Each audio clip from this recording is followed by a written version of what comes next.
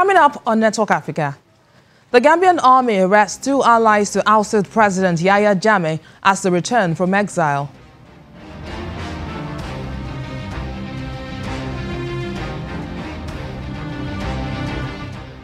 In Liberia's new president, Jammeh, appoints key cabinet ministers.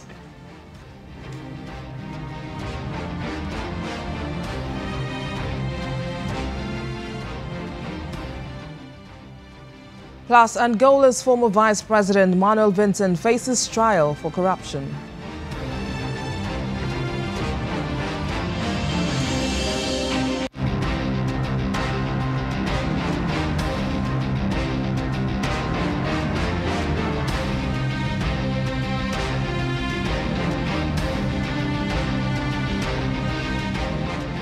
Hello and welcome to the program. I am BC Adebayo. We begin in the Gambia, where the army has arrested 2 former generals who fled the country a year ago with the ousted President Yahya Jammeh. An army statement said the UN Umpamendi and Atsumana Tamba were detained at their homes after unexpectedly flying home, and they're now being held in an army barracks for questioning.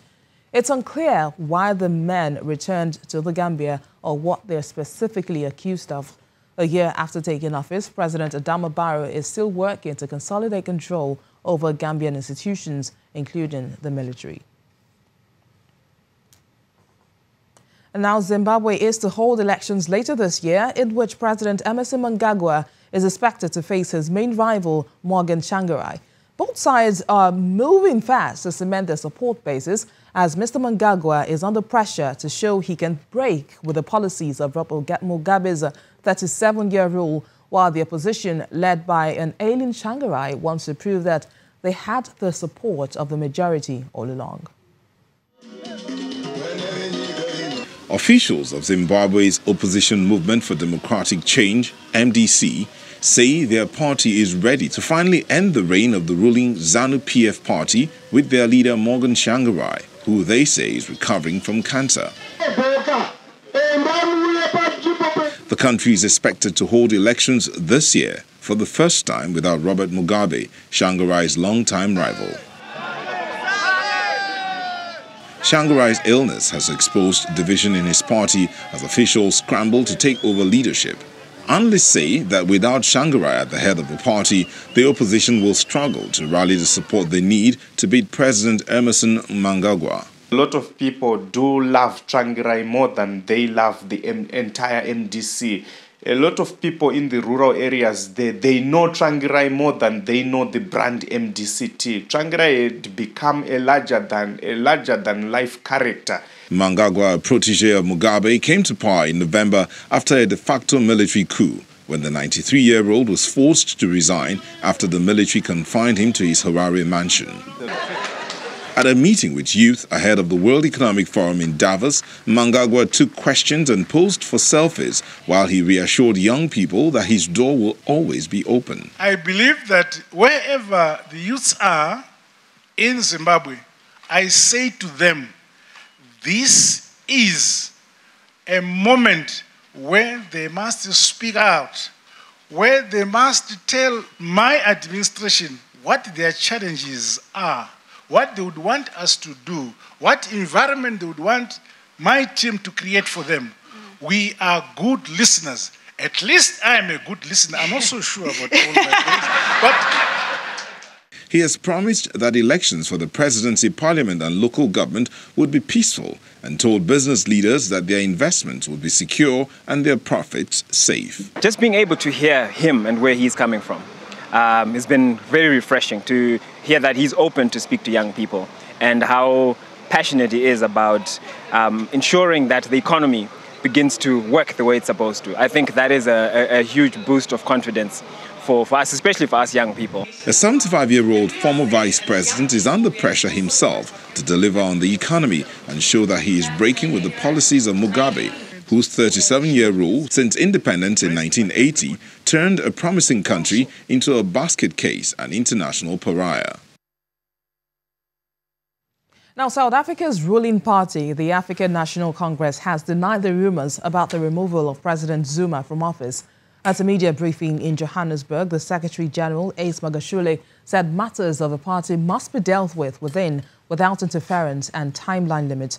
This comes after several calls and pressure on the newly elected ANC President Cyril Ramaphosa and National Executive Committee to quickly remove President Zuma from the office.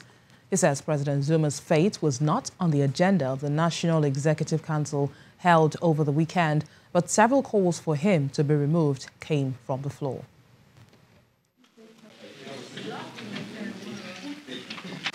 The discussion around President Jacob Zuma, so that you don't spin and twist.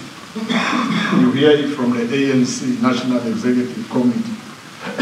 Indeed, the officials were seized with this matter, and the officials will remain seized with this matter, because we have earlier said there will be continuous interaction between President Ramaphosa and President Zuma.